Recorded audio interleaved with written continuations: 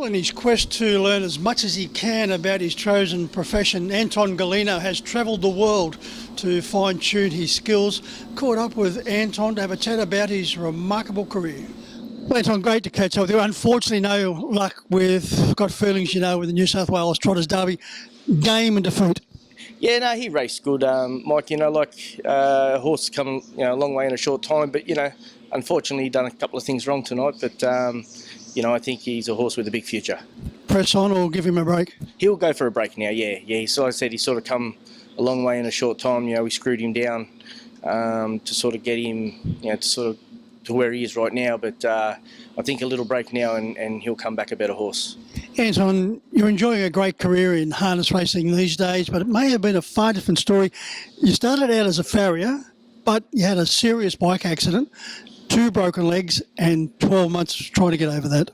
Yeah, no, it was pretty unfortunate there. I was about 20, I think I was 20 when I had my accident. So, I spent a year in a wheelchair and a year on crutches, and it gave me a lot of time to think about things, I guess. And obviously we've chosen to do this, and I've been lucky. It's been pretty good to me, Mike. So by the sounds of it, Anton, if the accident hadn't occurred, you may not have gone down this path?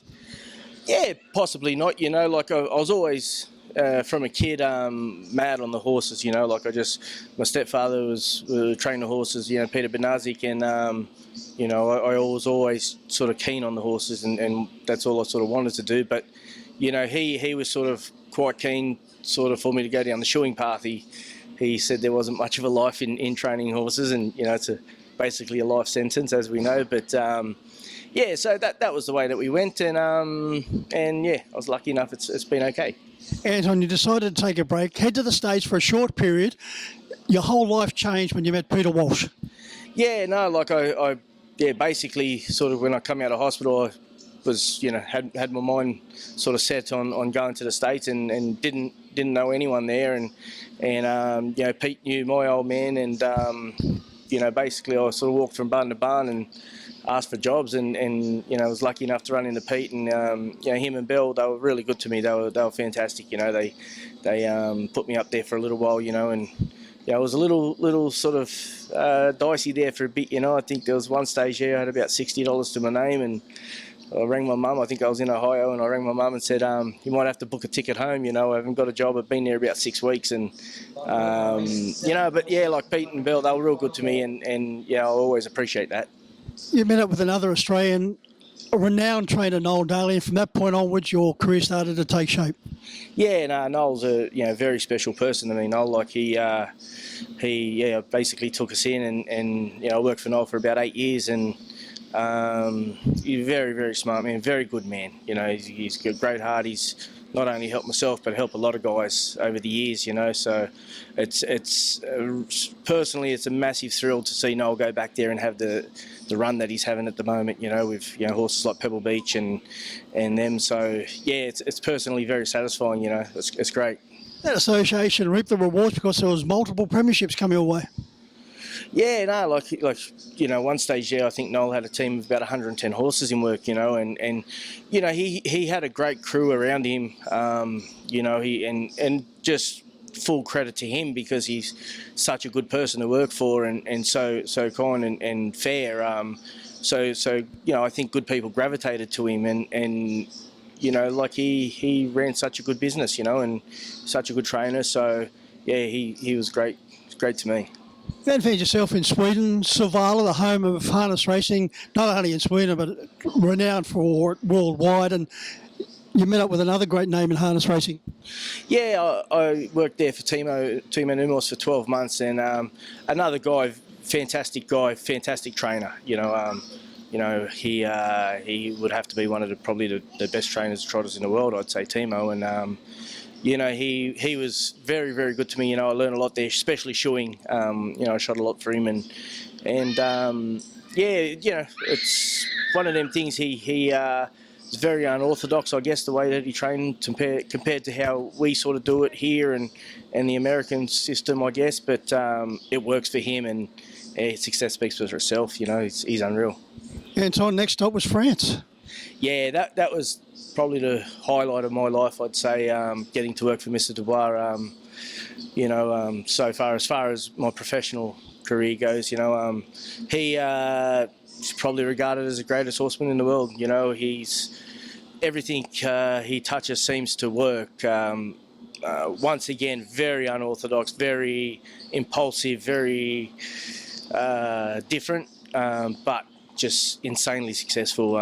Whereas trotters, thoroughbreds, dressage horses, doesn't matter what it is, he's been at the top end of it, and amazing breeder, trainer. Yeah, he's the best. Yeah. Anton, did that involve educating a lot of the younger horses? Yeah, that's how I ended up there. I was lucky enough to meet him in the States, in Lexington there, and just by chance, and he knew that, or his partner Marie at the time, she knew that I was in Sweden, so she shot me an email, and they had about 60 odd babies there to break in, so asked if I could come down and give him a hand. So yeah, basically jumped on a train and took the 30-hour trip and ended up in France. So what you've learned travelling the world, Anton, you've now shaped into your own career? Yeah, I've been lucky enough to work for 3 amazing trainers, and they're very successful, but they're all completely different. Yeah, I guess that's the beauty of horses. There's no single right way. I still probably get it wrong more times than I get it right, but that's the nature of it, I guess, And yeah, you try and take a little bit from everyone, and you never stop learning. I guess it's just a constant, thing where you're trying to make yourself better, and I think that's the beauty of it. It's challenging. Your outstanding reputation continued to grow, and that enabled you to meet a gentleman by the name of Pat Driscoll, Yabby Dam Farms, and of course Pat and Yabby Dam Farms, so successful on so many levels. Pat's an amazing man. He's become part of the family for us. Me and myself, my partner Sarah, our kids.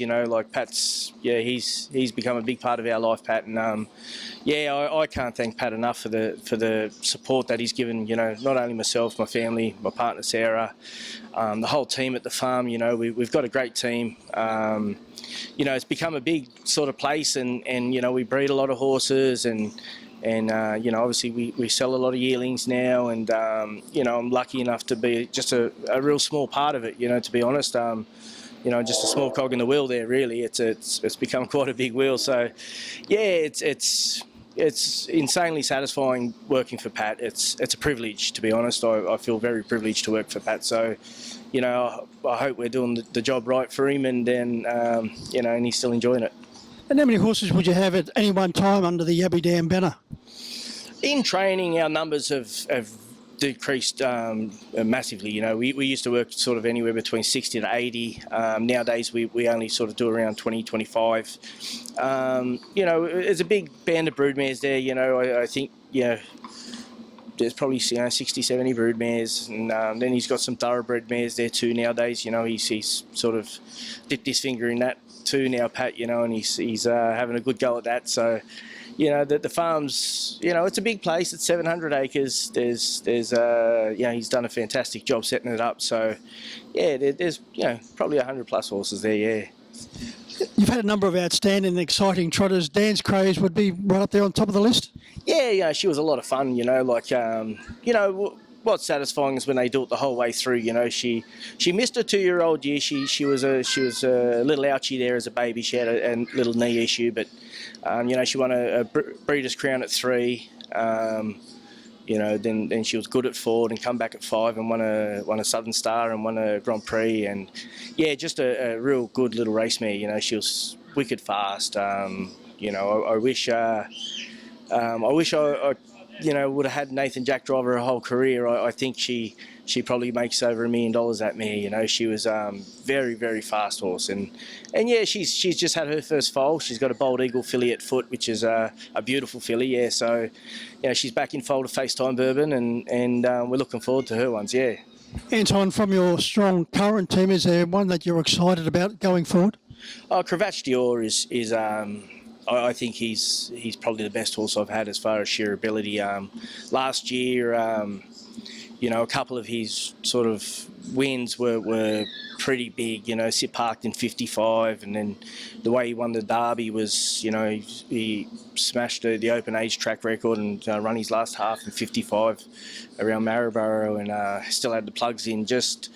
A couple of his wins shocked me a little bit, and very unassuming horse, nothing to look at, very plain, very easy horse to be around, but just when you ask him to go, he just goes. And I don't know if I've had one as good as him. Obviously horses like I'm Ready Jet, it's been a great mare to us, and there's been a handful of others that have been pretty good. So yeah, he's a very good horse, that horse. Anton, with your experience worldwide, is there a desire now to either go over and train for a while or even target the Solvala? That's the dream, Mike. That's all our dream, I think. Anyone that's involved in the trotters, you hope to get a horse good enough to be, taken over there. And, we've sort of got little plans there at the moment. We'll send on Ready Jet to either France or the States at the end of this year. She'll go mainly, she'll race, and then we'll put her in foal there to something that we can't get here, and bring her home. Whether Cravatch is the right horse or I think we got a nice bunch of 2-year-olds this year. We done no 2-year-olds last year, but this year they seem to be a nice bunch. So maybe one of them can step up and do a job. Well, Anton, it's been great catching up with you and having a chat about your wonderful career. Good luck in the future. Thanks, Mike. Appreciate it. Thank you.